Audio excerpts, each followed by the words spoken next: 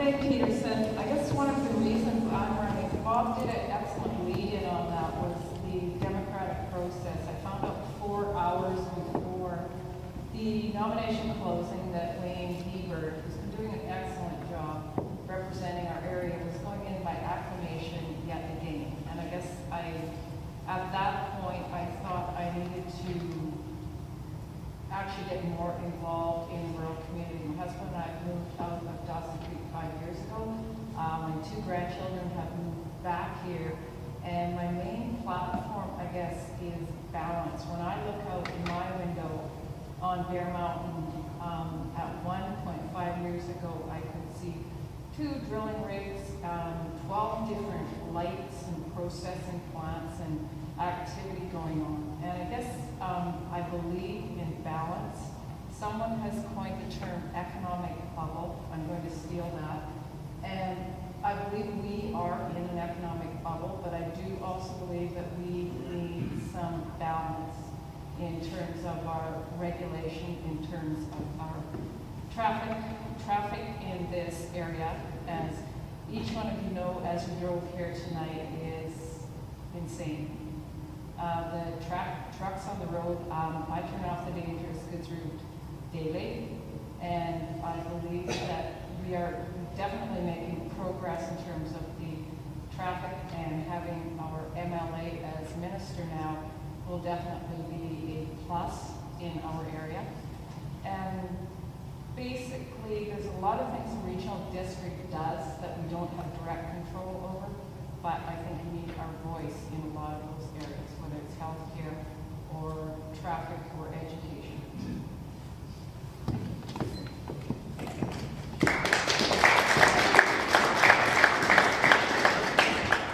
Thank you, Elaine. Now it's my pleasure to invite Ian Marchuk, Alexander Ian Marchuk, to come to the lecture.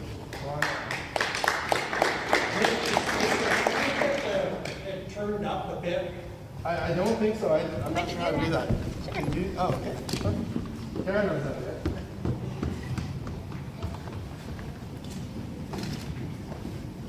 You may well decide that you wanted to turn it down for a big computer. Thanks for coming out tonight, folks. It's really encouraging as a candidate to see the interest that we have and see all the folks who've made the effort to come out tonight. And my name is Ian Marchuk. I've lived in Dawson Creek since 1976 in the area, working in civil construction, agriculture, logging, and mining. My main focus has been on welding, design, mechanical maintenance, and fabrication. My wife Erna and I raised our 3 children here and live in the Chilton subdivision. Erna is a registered nurse who works in the medical surgical wards of the Dawson Creek Hospital. My Peace River Regional District began with the support and encouragement of Albert Irby, who was former Area D Director, in spearheading the Chilton subdivision sewer community sewer project. The successful completion of that first of its kind project set the stage for further small sewer projects around the city of Dawson Creek. I had the honor and satisfaction of serving Area D as Mr. Irby's alternate from 2003 to 2006. The experience gave me a considerable insight into the workings of the Peace River Regional District Board and its value to rural residents. And I want to see, personally, and I think most of our residents do, a continued focus on core infrastructure, regional water supply, work with sewer disposal systems, solid waste disposal, and especially establish an air quality monitoring system in our various neighborhoods. We also need to pay more attention to what's happening at our hospital with critical maintenance, exterior building envelope maintenance, and staffing and improving the morale at the hospital. Now these are just a few of the major issues. One of the other ones is also the agricultural land reserve. In principle, it's probably a good idea, and the way it's practiced now is another story.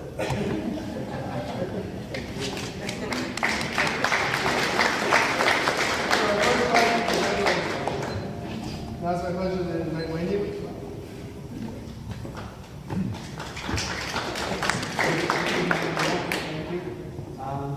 Glad to see everybody out here tonight, and I can see a few young faces in the crowd here too, which is I've been your district rep in the regional district for the past 6 years, and for the past 2 I've been vice chair for the regional district. Darlene and I, Darlene's my wife, we live at Doe River, and believe it or not, we raise Canadian horses and fainting goats. So if you want to come out and see some of the fainting, this call will see you a while. I worked 36 years for the gas company. Everybody probably knows my history, and my history has paid off very well for the past 6 years because I got to know a lot of people in all levels of government, and it's really helped. And moving forward, we're working on a number of things always at the regional district, and some of them are the water and sewer situations that Mr. Marchuk has referred to. They're always ongoing, and I've been involved in the water committee, and also the first thing they handed me was the utilities committee when I came on board, and I've been intervening with natural gas rate increases and so forth ever since I've been there. And there are a number of other things that are happening on the horizon, and one is that instigated by the West Vancouver, that the local government should be deciding what size of houses people can build on their properties in the rural area and where they can build them. And I just feel that goes against my democratic rights as a person in this province. And I'll quickly mention the BC assessment. That's another bone of contention that has come up. I'm here to serve the people. I will grind their axes and not my own. Thank you.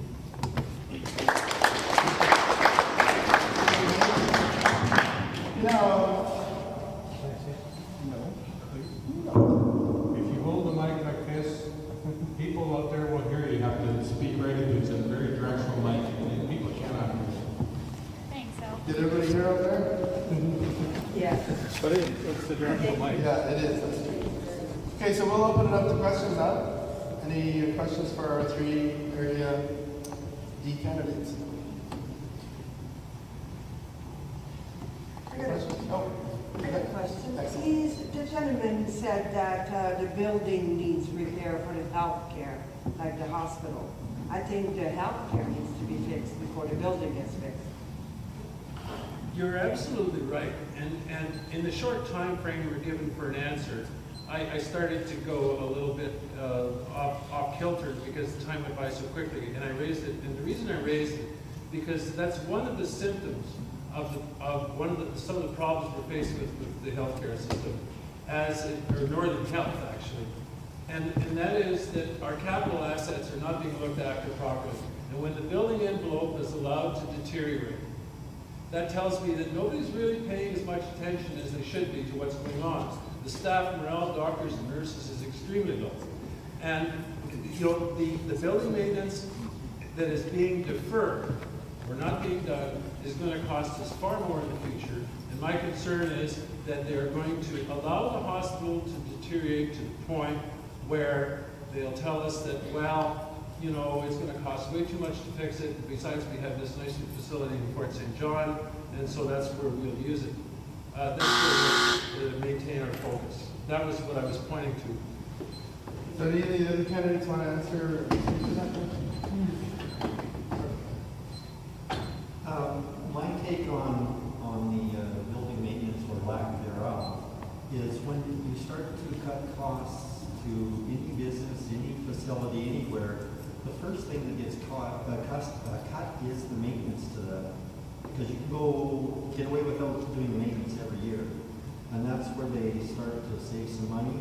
So somehow or another, I think we need to give them maybe a few more dollars into healthcare to repair those buildings to keep things going ahead instead of pulling backwards. Lynn, you have a comment? I think your question was directed more to the healthcare system, and personally, my mother is on a wait list for Rotary Manor, and I don't quite understand the whole process for that, but we do need some more healthcare facilities. We need to maintain what we've got, and I don't quite understand the regional district's influence on Northern Health, but that's where I would need a whole bunch more information, presentations from Northern Health as to where the money's going and why is it being directed more here, what there's great need for it, and for staffing definitely too. You had a question? Yeah, sure. Somebody else on. I was just wondering, obviously there's a lot of oil and gas development going on in rural areas around Dawson Creek, and I'm wondering, you speak to how you see that balance and how you will attempt to address some of the concerns and issues that come up with landowners when it comes to some of these facilities being located on or near their properties and some of the issues that come around that. So the question is, the issues around proximity to homes? Well, I guess how easy candidates might see addressing some of the issues that come up, such as concerns about air and water quality, for example, or property values. I guess. Who would like to start on this question?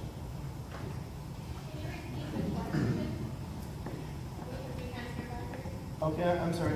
Yeah, the question was regarding what each candidate would do to mitigate the issues around the proximity of the oil and gas industry operating close to homes in the regional district. Is that what? Yeah. Well, in my view, the provincial government has done a bit of an end run on this by giving the Oil and Gas Commission pretty much the final say in any of these issues. And these issues have to be directed from the regional district to the provincial government because the OGC takes its marching orders from the provincial government. And the reason that I raised air quality monitoring equipment was because the oil and gas activity in this area is pronounced. It will become more intense. There will be more mishaps, erosions, and leakage. And we need a system of, and it needn't be horribly expensive, but some ways of planting small air quality systems in our areas to establish a baseline of what we have for air quality and to come up with solid evidence in the event that there are leakages and that these will develop a pattern that we can work with.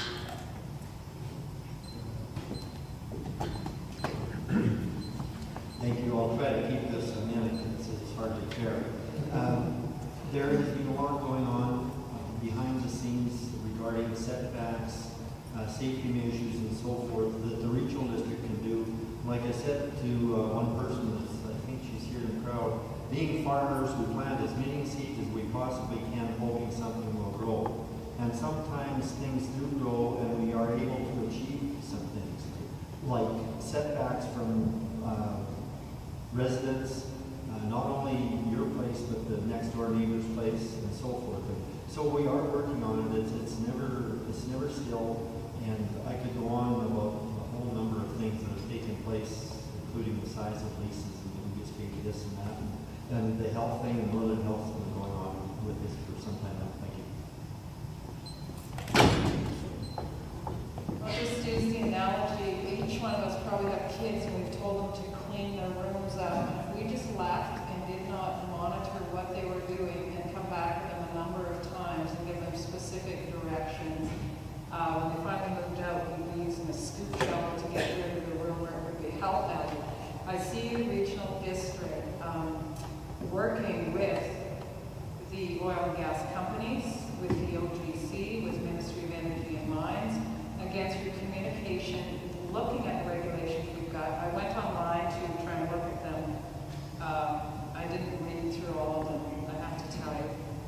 Again, I will look at presentations from each one of those groups to find out why we've got what we have. And there was one woman in my neighborhood who went around last year, and kudos to her, and had one, I believe it was a gas processing plant, which was coming very close to a number of residents. And she basically had so much opposition to that I believe it was really. Any further questions for our two area candidates? Okay, so now I'd like to invite them back up to do the closing remarks. For closing remarks, we're going to start in the reverse order. So I'd ask Wayne to talk. Your 1 minute closing remarks. Thank you. This might be this time. It's been a pleasure working here for the people of the Area D, and my goal is to continue working with those people on every situation that comes up, their situations. The ones that I mentioned before, I actually came from the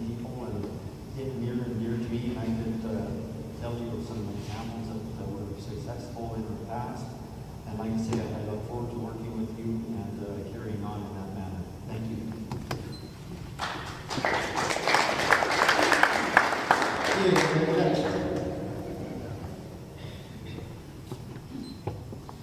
Well, folks, you know, over the last 25 years of making a living here, pardon me, in this area, I spent an awful lot of time traveling back and forth, visiting friends, clients, and working in Alberta. And I've noticed how vibrant, closely knit, and prosperous and upbeat the communities in Alberta are just a little ways away. Cotillion, Silver Valley, Bay Tree, Gordondale, you name it. I've been all over that place. And I ask myself the question, what is the essential difference between our rural people and the rural people over there? Our rural people are dispirited, demoralized, and tied up in knots, while industry is pretty much having its way. Our communities are dying. And the reason, in my view, is that the people on the other side of the line are free to pursue their independent and individual careers and businesses in freedom. We're tied in knots.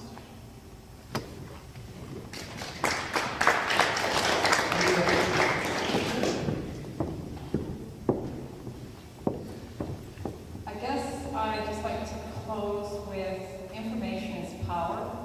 If I was to get in, it would be quite a learning curve, and I need a lot more information, but I'm willing to take the time to learn that and listen. And with that would be public meetings from everything from Northern Health to, like I've mentioned them all.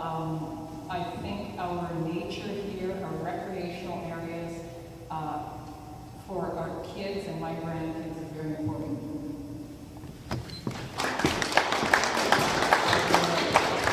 Thank you very much to the candidates for electoral area D.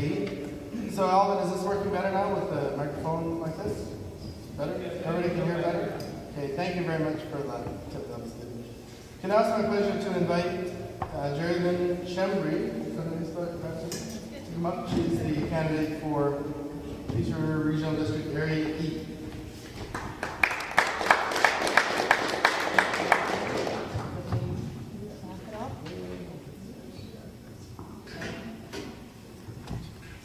Good evening.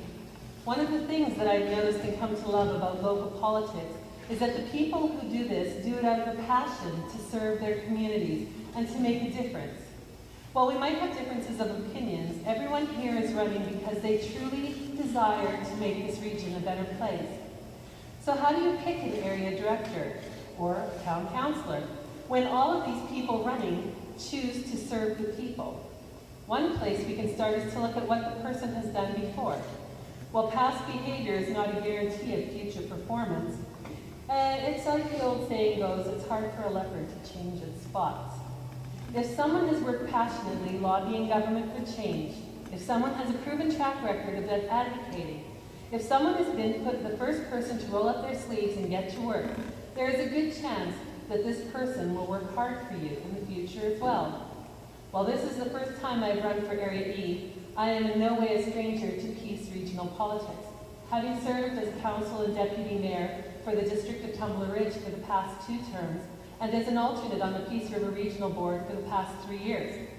I've had the honor of being elected as a director-at-large for the Union of British Columbia Municipalities, as well as for the North Central Local Government Association. I've been asked what the issues in this election are, and although issues are important, I tend to be solution-focused, because it strikes me that it's more important to have a method in place, a system, to come up with solutions than to be able to name the issues.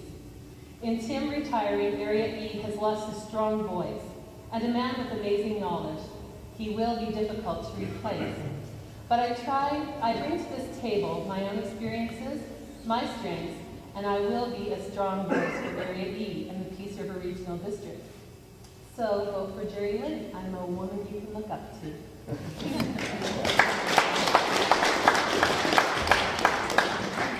Thank you, Jerry Lynn. So is Elmer Kabush in the room tonight?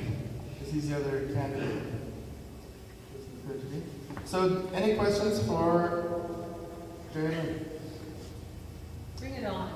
I wanted the hospital question. Okay, go ahead. Okay, I was just gonna say, Northern Health has just cut the funding for this area again. I believe it's a 3% decrease in what's gonna be available this next year. So while it's really a good thing to say we want to see more and more services coming into the area, in reality, a lot of the money goes to the larger centers, and sometimes the smaller centers are left out. And it's something I've been advocating for the past 3 years, and I will continue to press Northern Health and the province, because I think sometimes we look at Northern Health as having the answers, but it's actually the Ministry of Health where we need to direct our questions. My concern is the people are not getting any younger, and there's old folks in this town. We had a service before from the healthcare where if an older person needs help at home, they had it. Where is that service now? One of the presentations I saw this past year at the UBCM was a speaker who was talking about how our aging population is moving out of the cities. Our younger population is moving into the cities. The cities are becoming a very young population. Older people are moving into the small rural communities, but hospitals are being built in larger centers rather than in the places where the older populations are moving to. And it's something we really need to look at, is where our older people and that population is moving. It should be the population it should be looked at, because the population is not getting smaller. It's getting bigger. Even Kuskookee is growing. I've been here for 10 years and it keeps growing. This area is all growing. This whole area is, I mean, we're going to see such big things coming out in this area in the near future. And the people here need to choose really wisely who they elect, because this is going to be such an important time in the future. This is going to really set the precedent. Thank you very much. So, any more questions for Area E? Yes. You mentioned that your solution focused and that you want to kind of set up a system to find new solutions. Will it be the same system of solutions, I'm guessing? And do you have an idea of? I believe that the people that are here in this room, that they hold the answers, they hold the solution. So for me, a solution-focused individual is an individual who communicates with the people that they represent. Because it's the people that they represent who bring the answers to the table. And then as a person who's representing, then it's my job to bring their voices forward. So the solutions come from the population. Anybody can name an issue. I mean, if you ask every single person in this room tonight what the issues are, every single person would probably come up with their own idea of what the issue is. Issues change, solutions, having a method to be solution, to find solutions stays the same. So any other questions? Yes. I'd like to open this to all the Peace Regional. Okay. Sure, that sounds good. So this area is I've heard being called the kind of mini Fort Mac, where it's turning into that fly in, fly out. Excuse me, can you go on the microphone, please? You didn't make it. I don't know. This area is being deemed kind of a mini Fort McMurray, where it's turning into the fly in, fly out model, especially in Tumblr Ridge and Chetwynd. There's a lot of issues, infrastructure, drains that come along with that. What do you see as solutions for the upcoming issues? Yes, sir. You thought you were off yeah,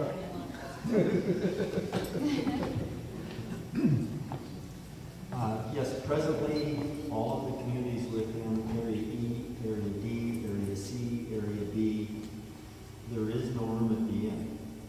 So we can only build so fast because there's shortage of manpower to build. So it's going to take time to catch up with everything.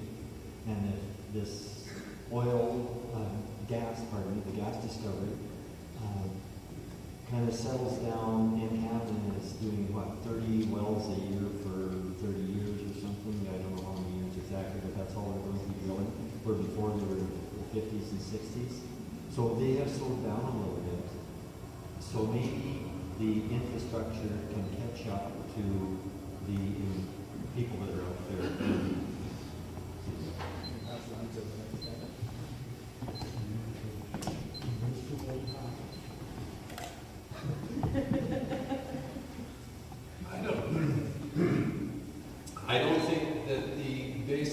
problems, or the solution to the problems lies in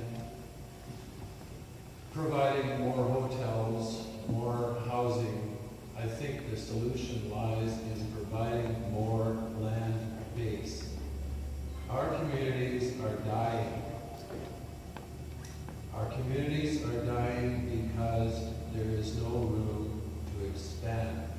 There are literally scores, if not hundreds, of smaller pieces of farmland that are alienated, are not farmable. The topography is not right for farming. The climate or the microclimate or the soil conditions are not conducive to farming. It's a vast, vast area. And I know that farmland, we do want to preserve farmland, but we also want to provide the conditions for farming communities and rural communities to grow. That's a tough question. I don't know if an economist could answer that one. We need long-term control growth. We don't need to be like Fort McMurray. We don't need to be like Fort St. John years ago when they were boarding up all the new motels, hotels, apartment buildings and stuff. So a lot of study there, a lot of control growth and working with the companies. And how you do that to make them have their employees live here and permanent basis. I believe we've got wonderful communities here and families will live here if we encourage that. I noticed I was the one that was speaking and nobody was saying she needs a microphone or talk louder. I'm wondering, I have 5 children and 8 grandchildren. I think with that comes the ability to project. It's not a municipality or a regional district's job to build houses and to build places, hotels for where people can stay. What it's the job of municipalities and regional districts to do is to create an environment that's conducive to housing. On Thursday, I'm attending a meeting in Chetwynd that's being hosted by Chetwynd, and they're going to have banks, and they're going to have NDI, and they're going to have developers, and they're going to have everybody in to sit down around the table. This brings me back to my solution focus. It's always about communication. It's always about everybody getting together and sitting around and talking. Because in one person, the answer is very seldom found. It's in everybody getting together and talking together.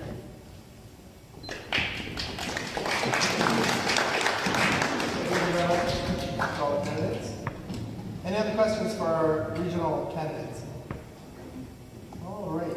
Well, let's move on. Mr. Chairman gets a close. Oh, right. Yeah. This is the powerful Yeah, part of my speech. absolutely. Come on down. I'm sorry.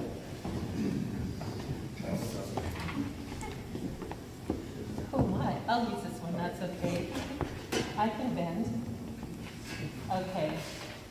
I would like to end tonight by stating that it is not the trees or the oil and gas or the energy that is the greatest resource of northeastern BC, or Area E, or Area D, or who's Scooby. It's the people, and the riches found not just in individuals, but in the way we gather together. When you put individuals together, they become greater than the sum of each individual. They become a community. As I said, my strengths are engaging with people and talking with people. This evening I've given a speech, a monologue. I don't believe you really get to know me, and I know that I don't get to know you through a monologue. What I'm about is dialogue. I invite you to come talk to me, to get to know me, to enter into a dialogue, to tell me your hopes, what you see as the issues, your ideas for solutions, your concerns, and your plans to make this region, this province, and this country a better place to live. And I'll tell you my ideas, and together we can change things in this region for the better.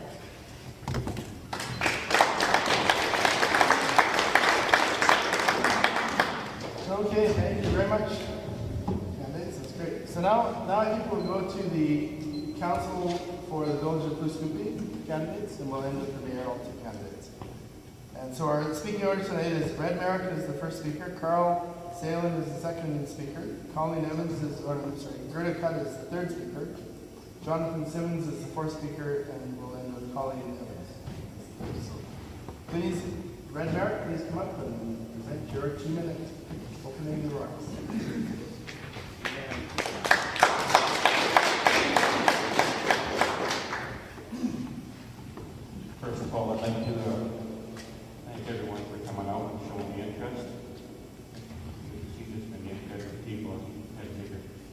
not near as big a turnout last big election.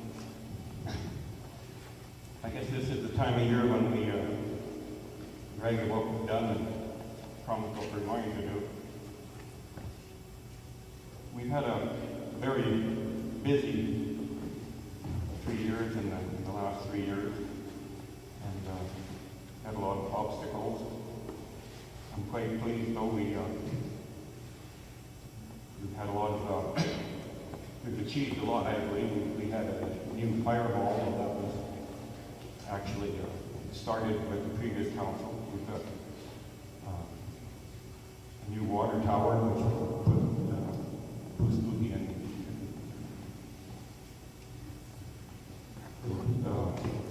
set Pustuki for water for a long time. It's 4 times the capacity of their and we've got a complete new office staff, office management, which is really important. They're very competent group, I believe. And in the future, for the next 3 years, I'd like to see some of the priorities I believe that we have is paving. We've had the budget for it the last 2 years, and we've never managed to get it done. I believe that's probably the most important thing in the future. And improvements and increasing the capacity of the police departments. One of the other priorities I believe we should be following up on. And there's some other things such as enforcing some bylaws and rewriting some of our building codes. But other than that, I think Pustuki's actually in pretty good shape.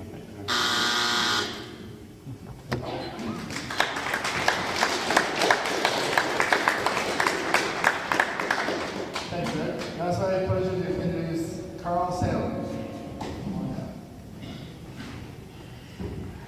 Give me some travel music.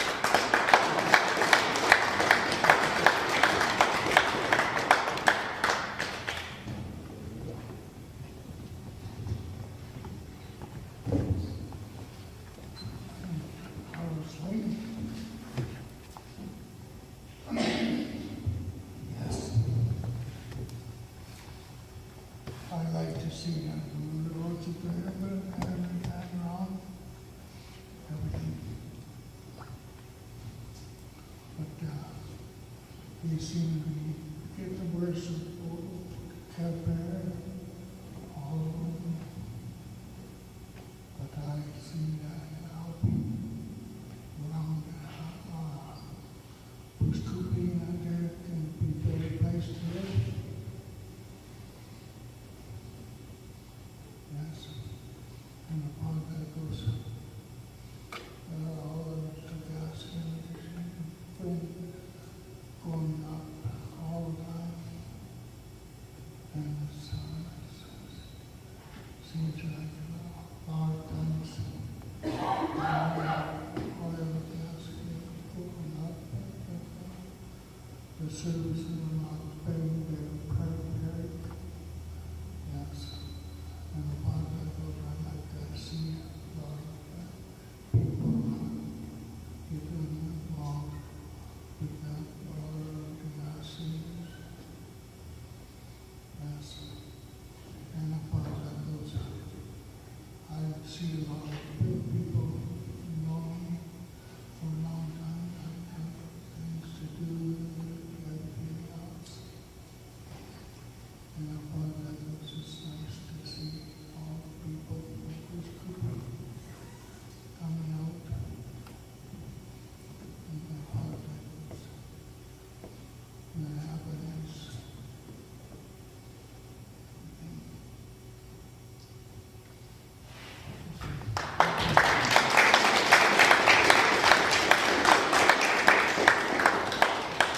Thank you, Carl. And now it's my pleasure to invite Gerda Cutt. Take her place.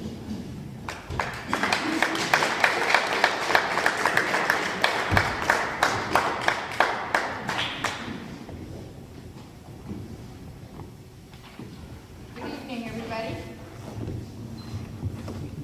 For those of you who don't know me, you will now be able to put a face to the name. I live at 481 Dalby Road, just down from the village boundary. I've lived here for 15 years and have always been interested in the village affairs. I had no intentions of running for council until I received a few phone calls to see if I would consider. After some hours of contemplating, I decided to let my name stand and force an election. It is good to have a run. If elected, being a councillor would fill the long evenings of the coming winter with a lot of studying and familiarization, because I would give it my best. In Pooskoopi, I volunteered as a member and executive of the Pooskoopian District Nonprofit Rental Housing Society, Trombley House, since 1989. I was a member of the Peace River Haven Foundation and volunteered there. My late husband and I volunteered at the Poos Parade and the July 1st barbecue since we moved here. Currently, I am Secretary-Treasurer for the Pooskoopi Community Foundation. I'm also a volunteer for the South Peace Hospice and Palliative Care Society. I would recommend that fair share monies be used to upgrade and pave more streets in our village. We must make more land available for residential development. Peace Haven has always been near and dear to my heart. There are rumblings that Northern Health is going to keep it operational for another 5 years. Peace Haven should remain open. It is a proven necessity for the area. I feel Mayor, Council, and the Regional District, and all residents of the surrounding area need to band together to urge Northern Health to allocate funds to upgrade and maintain the building before it falls in around the residents. I'm sure we all welcome Blair Ekstrom's announcement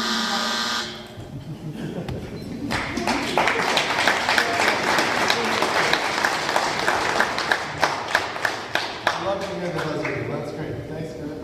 Okay, now it's my pleasure to invite Jonathan Simmons. Come on.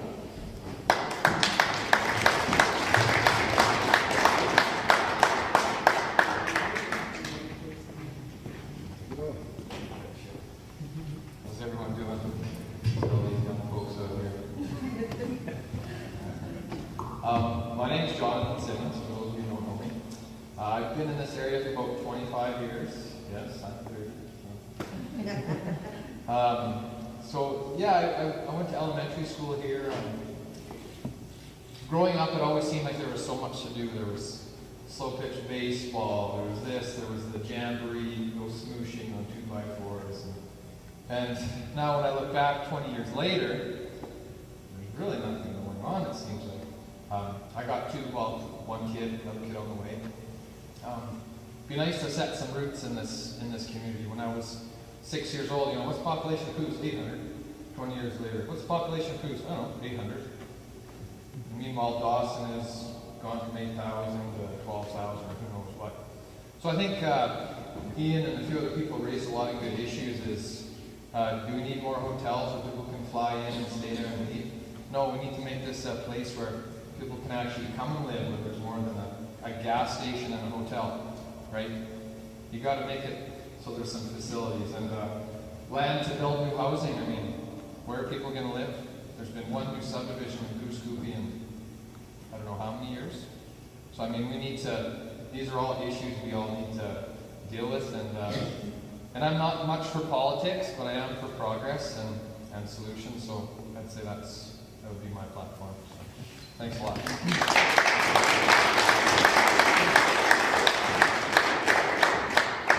Now, please welcome Colleen Evans.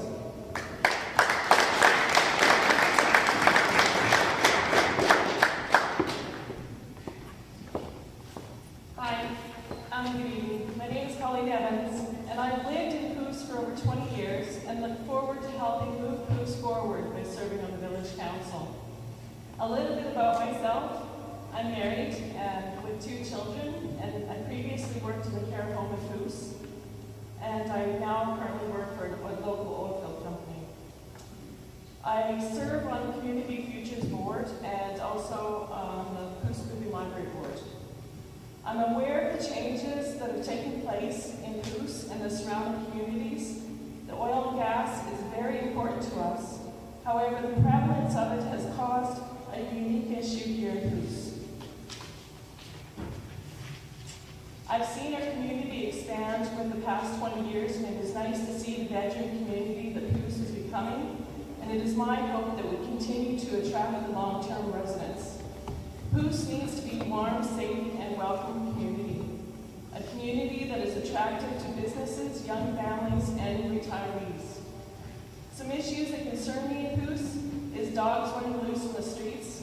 People need to feel safe in the community. We have children walking to school, some by themselves and some with their parents, and they don't feel safe.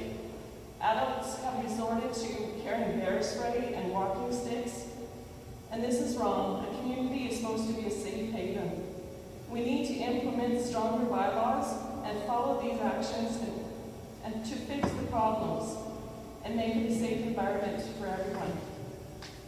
We also need to look at upgrading the infrastructure in a controlled, reasonable manner that is supported by our ability to finance. This is important. Having said that, we also need to consider new amenities that will attract new families and enhance the lives of those that currently live here. One of the things that I would like to bring to council is recreation areas like paths and hiking.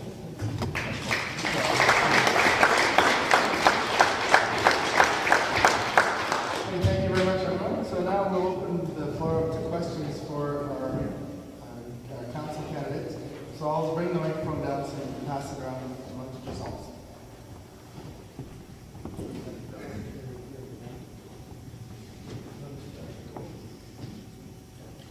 Is it for questions? So the format is ask a question, and all the candidates will have an opportunity to answer. So I guess you're first. I would like Colleen to be able to finish her speech if that's possible. Well, she has an opportunity at the end to finish it up, but if you have a question, I would like to hear the rest. Well, you know, we said it for 2 minutes, and so Can you have a specific? I'll finish it at the end. yeah. So any questions for our candidates? Yes. What's your feeling on bringing public transit into Goose? So public transit into Boost? Right now, we have no public transit coming into Goose, and so the families that live here in Goose are kind of very isolated, and families are isolated. Children can't get to any events or jobs or anything like that unless friends and family drive them. So I really think that we need to move forward and look into getting the buses out here, I know taxis but they're very expensive. So transit is a huge issue that I think Goose needs to look into. Yeah. Nobody has asked the question. This has been a real thing with me too, especially because I was involved with Trombley House so much, and the older people had no way. Once Bowen's store shut down, they didn't even have any way of getting their groceries. So I feel very strongly that we should have some type of transportation here in Dawson Creek. Maybe not every day, but there should be something during the week. Well, I agree. I think that it's a disadvantage to some people. I'm just not too sure if Goose Goofy can afford the bus route. I really don't think we can afford it. It would be nice if, like River said, to have 1 or 2 days, but I strongly believe we cannot afford such a bus route. I can step up and I think that buses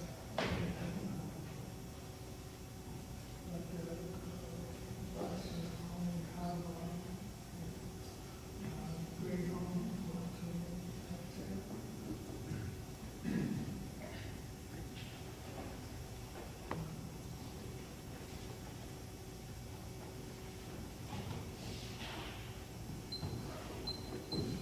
Yeah, I probably have to be with Brett on that one. I don't know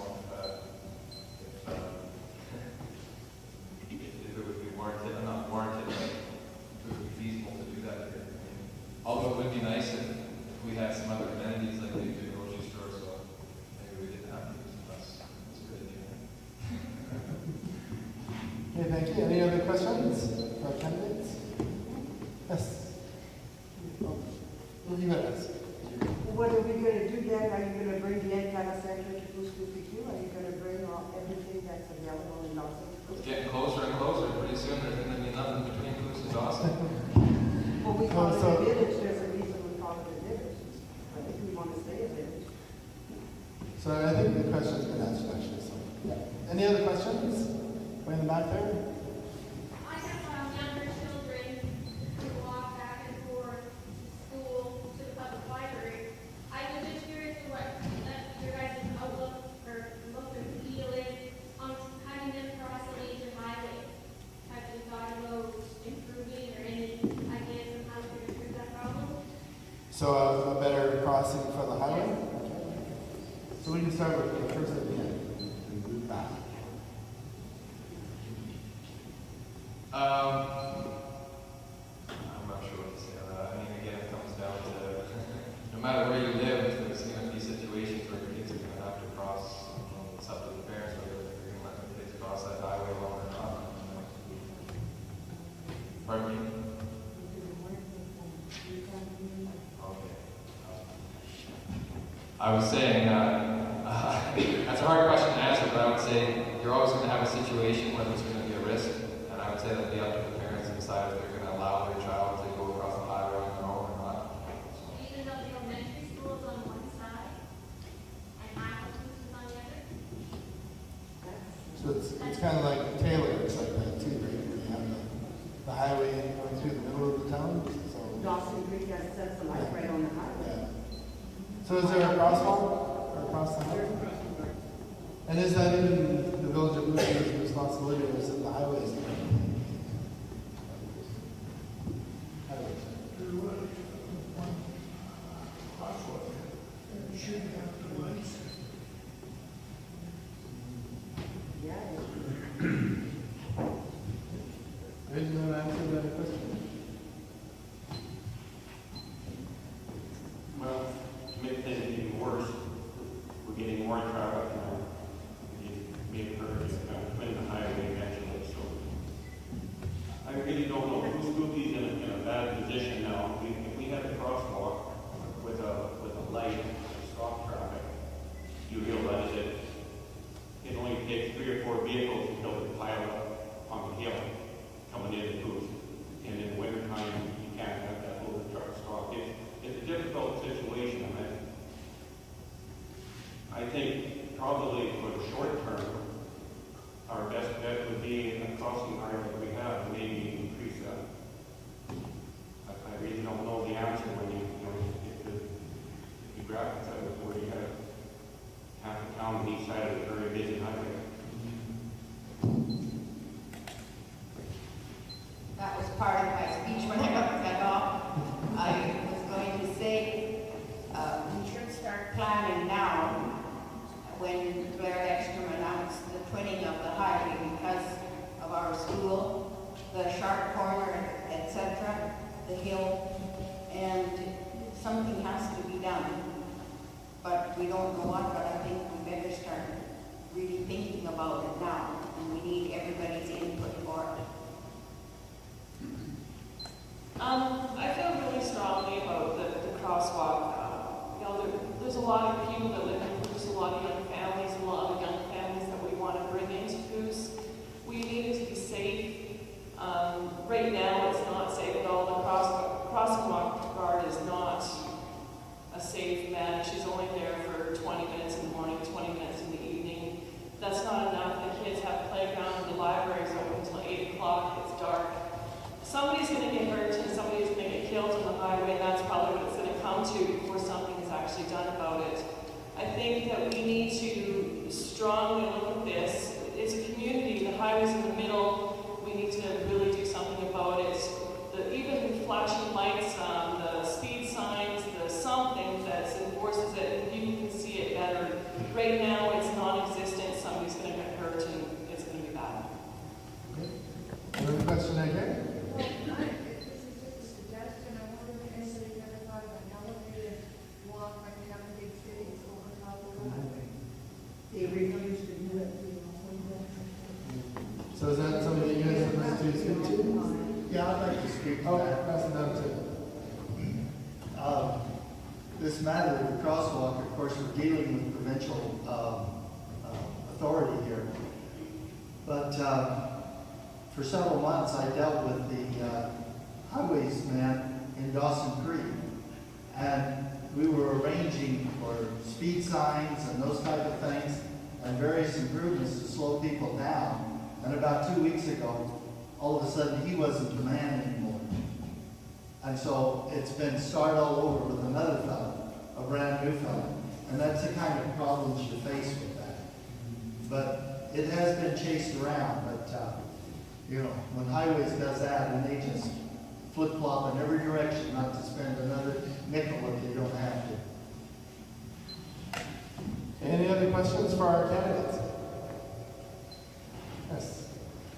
I would like to know, has it ever been considered to do a bypass for heavy traffic like trucks and stuff? Like you go down to the corner here, now you get these trident items trying to pull that corner. You're going the other way. They push you way over to the side of the road. Then you go to turn down to go down to the post office, and you can't even turn if you're driving. Well, I quite often drive one turn long walk. I can't get around that thingy that they've got stuck out there. So the question is a bypass for heavy trucks. Is that something that the candidates can support?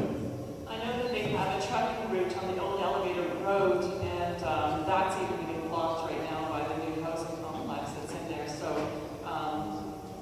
yeah, I know that the traffic is not going to get better; it's going to get worse.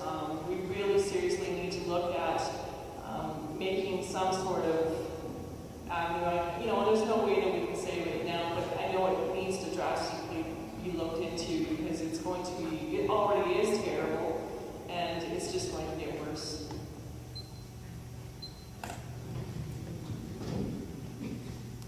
Anyone else want to tackle that question? Actually, the truck route on the elevated road is for the heavy traffic coming in the back road, Goose to Dawson, from Dawson Creek to Goose. It's the elevated road. As far as the traffic in town, when they twin this road, I can't see not going around with stupid. If you can imagine 4 lanes going through now, I have no idea where it's going to go. But again, that's up to the provincial minister of highways, I suppose. Any other questions for our candidates? Yes. I'm just wondering, a couple of candidates talked about seeing some growth in the community. I'm wondering where you see, what areas of the village you see expanding, and how do you accommodate and plan for that expansion? So where will the village expand to? Yeah, what areas are you see where growth can happen? Red singling me out here. Yeah, he wrote notes for his speech too. I was trying to look over that. I got cheated. Well, I mean, obviously, I do build houses. I love building houses. I live in Coos. I'd like to build all my houses in Coos. It's just where does a guy build? I've got lots of friends. Coos is really nice. You know, it's quiet. But where do you build a house? I don't know. We need to have, I guess, an attitude of, growth, like Ian was talking about the ALR. I'm not too informed on that, but I mean, it would be really nice to see some new subdivisions right around Goose Coopy. There's a nice couple chunks of property right off Elevator Road that are for sale. That'd be the perfect spot. So I think if we can build some nice single-family dwelling homes and people that want to stay here, I mean, Goose would be on the up and up for sure. And one thing I want to add to that too is strict. You like that button. You just smile every time you hear it. I agree with John. Yeah, no. So do I agree with that. I think that sometime or another something has to be done because there's no way that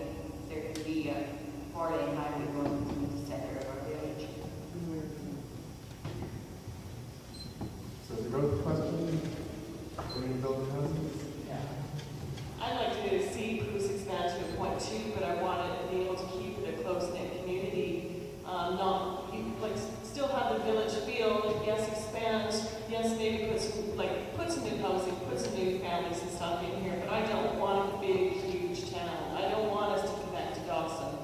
I want us to be individual Poo-Scoopy, not Poo-Scoopy Dawson. I want to see that, we do have our amenities and things that keep people here, but, yeah, there's a limit to it. Any further questions for our candidates? I'd like to ask candidates, do they have any ideas that would make Coos more attractive to bring families, particularly young families, to the community? Or even if you want to do a signature garden? I know that the school, this facility right here that we're sitting in, the library, the teachers, the school's not even full. We can still have, we have the Strong Start program, we have lots of things for education in Coos. We have a beautiful library which, is got lots of kids programs and stuff for them. So that in itself is a good plus. But we do need more parks and playgrounds and a safer environment in Coos that will attract them. We also have the taxes, are much cheaper than Dawson Creek, and so that in itself is a plus. I think Coos, we need to have pretty it up and spruce it up and wash it up a little bit and put some elbow grease in it, and we might, gleam a little bit better, but, Coos isn't bad. It's not bad. It needs a little TLC. That's all.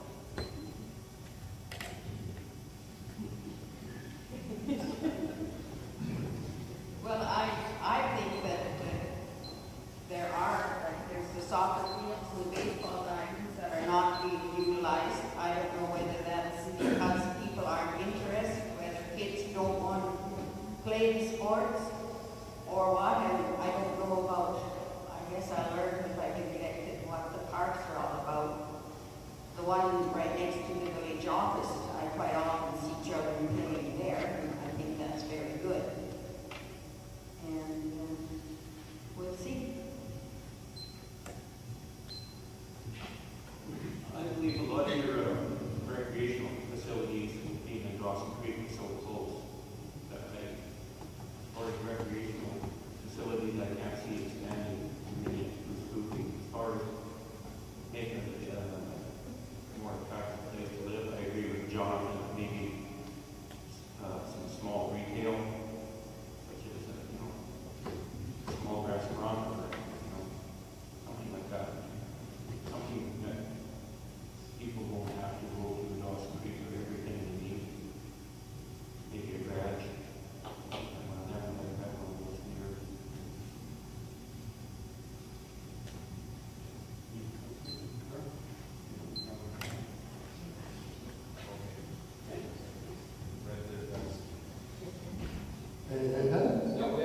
Excellent.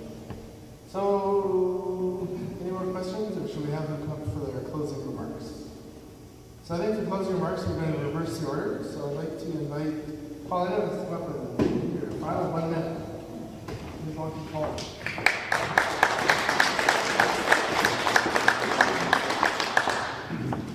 The end of my speech. What I was saying is we need to look at transit. The lack of transit to and from Dawson is isolating your families. They're not able to get jobs outside the communities or even take classes at the college.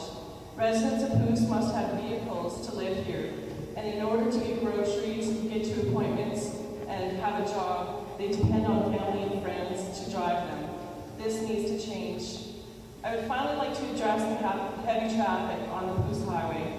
At this time, it is not safe for pedestrians to cross the highway, and we need community input to solve this problem. We need to connect the village offices and the library and school. I have the passion to achieve these goals, and Coos needs to look to the future.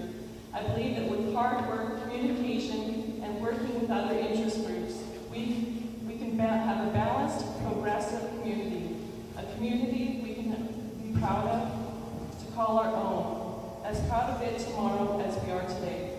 I look forward to serving you in the future, and thank you for your time.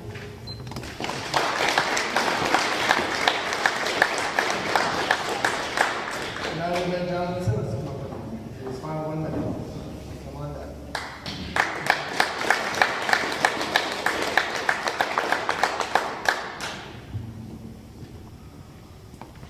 Okay, another speech. I'm young, of course, I don't have all the answers like everybody else, but I do know this is a community I grew up in, and I think my kids are going to grow up here too, so I do want to make this a place, a better place to live, and I think that's the important part. I know we're all talking, some people don't want Coos to grow, but they want public transit, so I mean, there's some conflicting ideas there, but I think we just need to stay focused and just do our best to make this a better place to live in. It's just a simple platform for me. So.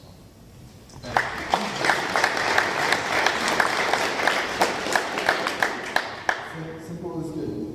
I'd like to invite Gerda Cut.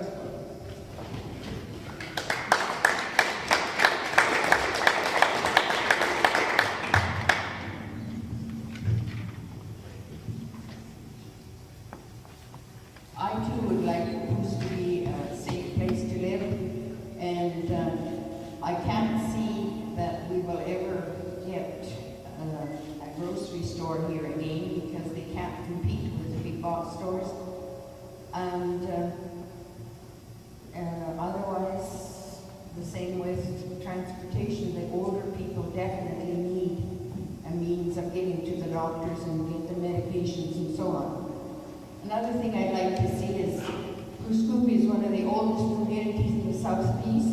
I'd like to see some sort of monument to signify this and attract tourists to our museum and heritage sites. The mayor and council need input and support from the residents to make Coos a better living village. If elected, I'll be open to suggestions and will take your concerns to council.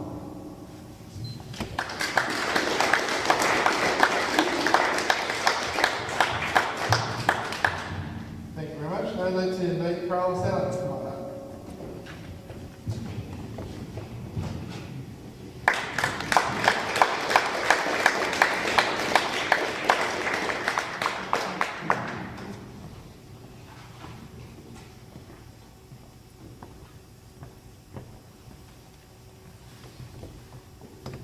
The road contraction and be working on that. And then we need some people to more and part that's a light crossing the thing and be helping really I lived in Coos. I enjoy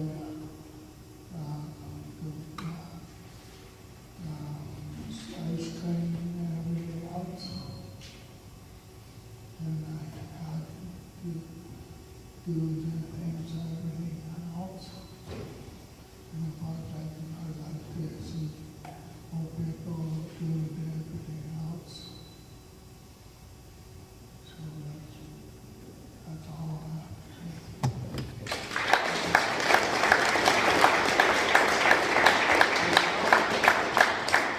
Now from Red Bear, come up for his final summation.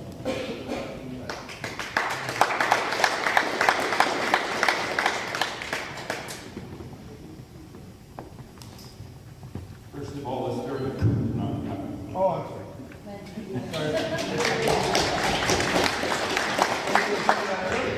Ring the buzzer.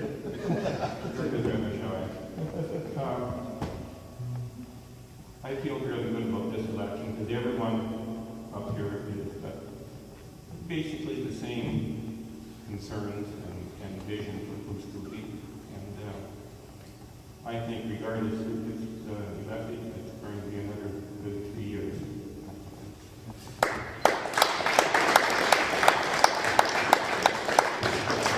All right, thanks to all the candidates for council.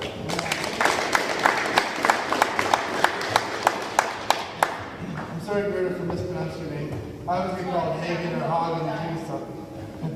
And by the way, I'm probably one of the few people here that was born in Puscoopy. I was born in Puscoopy almost 55 years ago. So I have a stake in this community, and it's really fun for me to work tonight and hear what you folks have to say.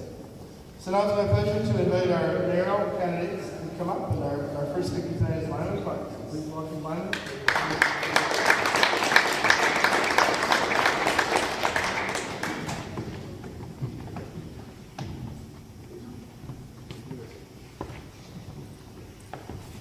Well, I moved here about 21 years ago. I'm a Hoosier from the state of Indiana, and I speak with you all. But anyway, this has been quite a challenge. It's been exciting for the last 3 years. There's been some great difficulties, and I won't stand here and say that I solved them all, because I did not. Because council works together. Every person on the council is one vote, including the mayor. And we pulled together, we had our arguments, but we made it work. And now the office is flowing quite smoothly. And of course, the water tower is done within budget. And I have not stopped bragging every place I go about our fire department. And very shortly, within a couple of weeks, we'll have our new fire chief. And there's just been many things happen, many things, like I'd be called to work, the park's flooded, we have to evacuate. You know, those things happen. And I'm ready to go and do whatever. I left work to come to the park. I left bed one night, and Red and I were out cutting trees in an ice storm. And those type of things I'm willing to do. And because I like this community. This is the only place I've lived since I've been in Canada. It's a great bunch of people. And there are challenges ahead. Some of the challenges, of course, are paving. We are financially sound. We're going to be able to go forth with that now that the office is stabilized. And the continued fighting with the Ministry of Transportation. Now, it took about 2 years of fighting after the new bridge was built to get that new entrance down there. And council and myself just kept hammering. It helped that Blair became transport minister.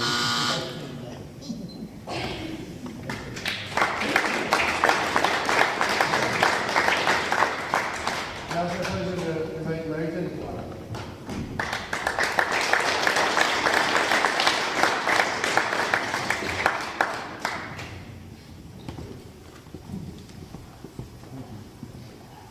Being a little longer than tooth that need the glasses and the nose. Thank you for coming out this evening. As you know, my name is Larry Finn. I'm a candidate for mayor. How's that? Can you hear me now? Thank you.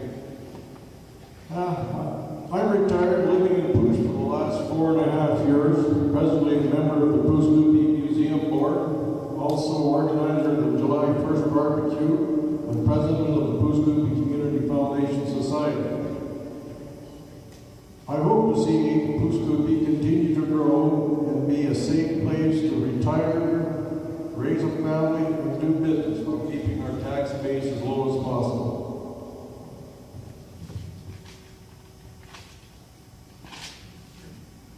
Expansion and development of Pouce-Coupee, as well as improvements, is a must and an asset. We're talking about places to build houses and some industrial area that we still have available.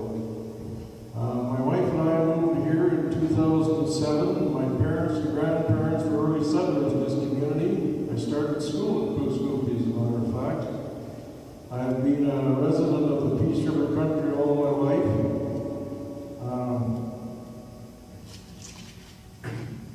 We'll get this thing.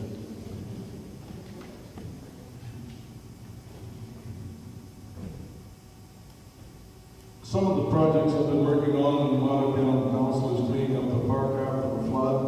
We have our water reservoir. We've had some conservation grants. We put in 15 new hydrants, 15 new valves, 5 hydrants. We need to pave some roads. Our infrastructure needs improving.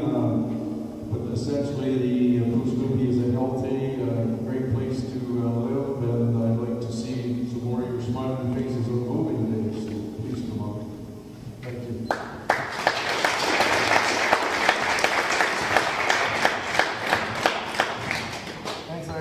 So any questions for our mayoral candidates? Questions? Anybody want to jump in and go first? Yes.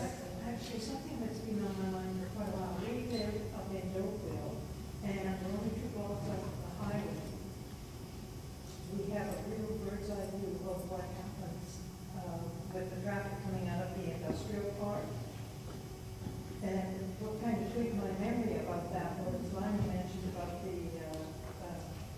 thing that he did down at the park, the turnout lane.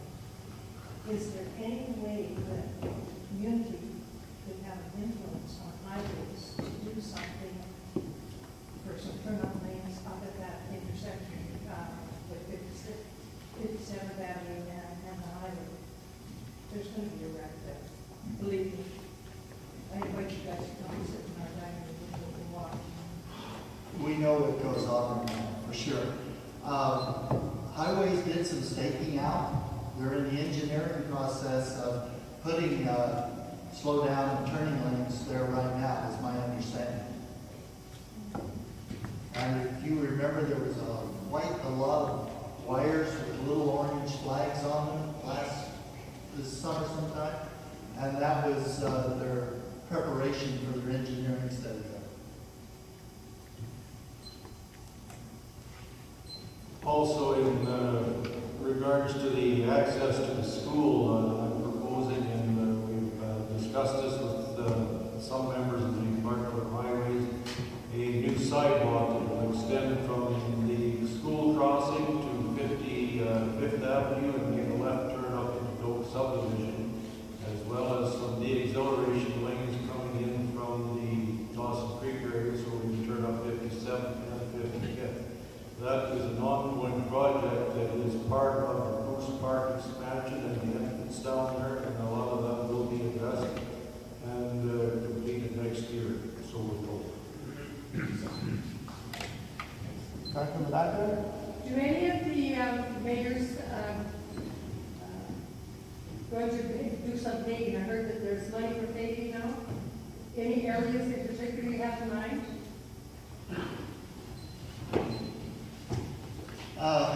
For sure, 51st Street down the side of Husky is turned into a gravel road. That's one that I really want to see. And then we have several areas up in Goatsville that have never been paved. And we put in a lot of new water valves. So we held those off on that. And then eventually we need to get to where all those old street cuts were made that have sunken away. But I can't remember exactly how much money we've set aside for it, but it's quite a large sum, and we want to start this spring.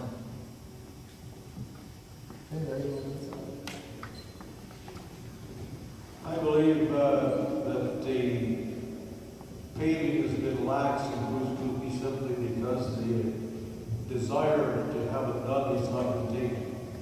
The funding is available through the federal and provincial governments as well as the cost sharing with the village. I would pursue that with some vigor.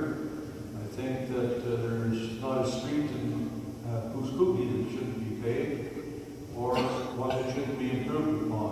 If you look just recently at Rolla, the provincial government seemed fit to repave the whole village of Rolla, which was very nice of them. And I think we reserve the right to have the same thing done in Bruce Coopy, and I would certainly like to pursue that.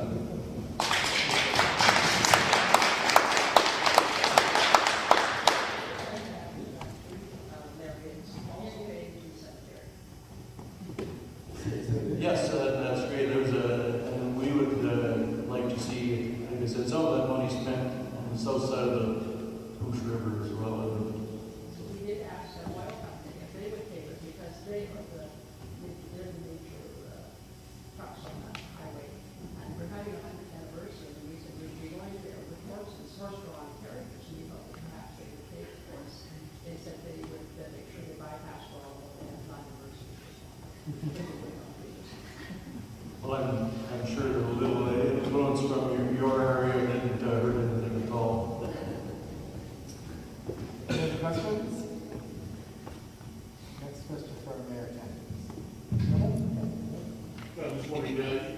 you guys are both incumbents from this current council, and obviously very involved in many different aspects. So I'm wondering where your vision differs for where the difference between your two platforms and the vision you have for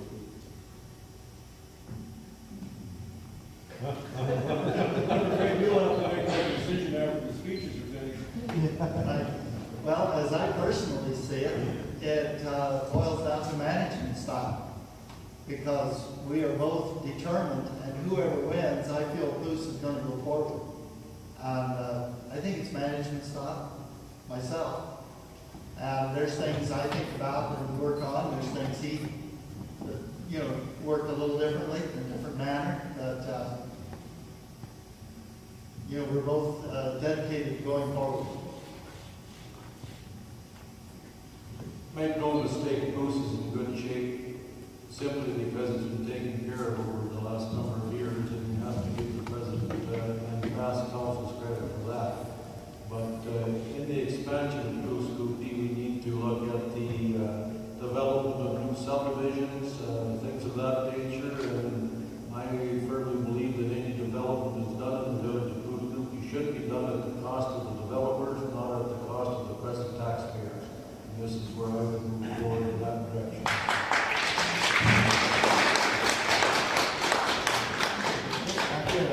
Well, I'm just curious, is that differ at all from your vision there, Lon, or it seemed like you were agreeing with that? Yes, I was agreeing with that because we have discussed this extensively during meetings, and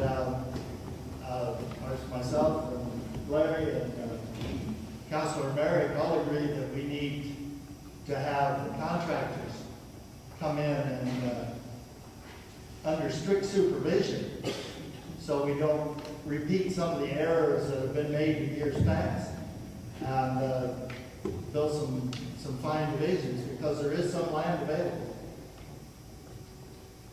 So I think what they're looking for is a conflict between you. We're looking for a news story. Sorry to disappoint you this evening. We worked in unison, so I've been on council for the last year. I'm fairly new to this process, but we worked together, and the common goal, I think, is for the village of Bruce Goopy. And the outcome of the election, I think it's healthy, as one of our regional district representatives to be would say, I assume, that it's only healthy to have a good contest.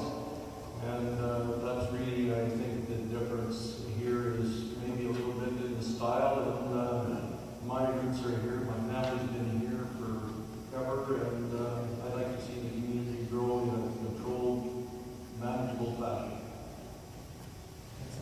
Any other questions for our candidates? All right. Must have got all of them answered. So hearing none, we will ask the two candidates to come back and do their final summation, and we'll do it in reverse order. So Larry, your minute is available. Come on down.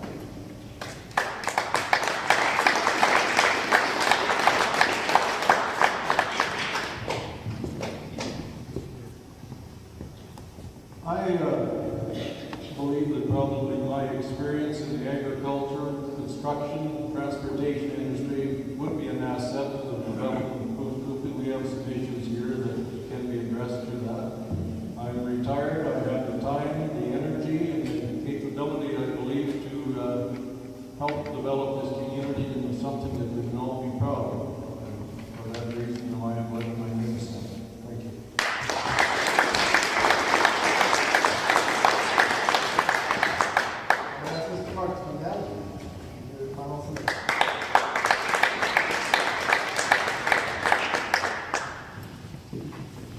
Well, I'm also semi-retired, I'll say, working for Corlane Sporting Goods, but we have an understanding. I work there as a contractor, and I come and go as I want to. And I usually put in 30 to 50 hours a month on village business or regional district business.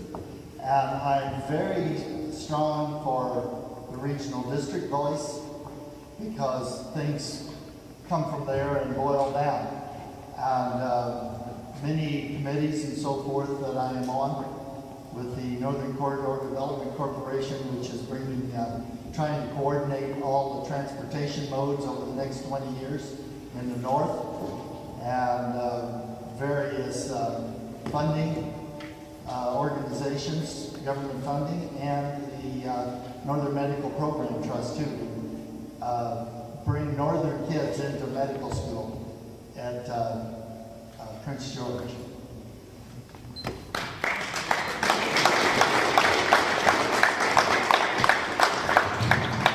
So now Tara would like to say a few words in conclusion. So please welcome Tara.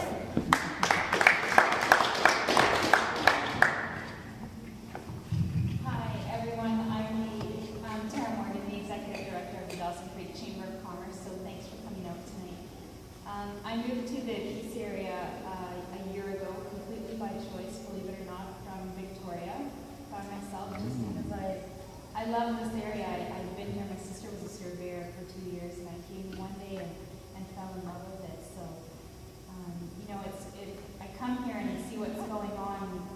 There's oil and gas companies and mining and everything's taking over the communities, and everyone's just trying to catch up with infrastructure in the communities and arts and whatnot. So, you know, you're feeding the province, so it's great to see here.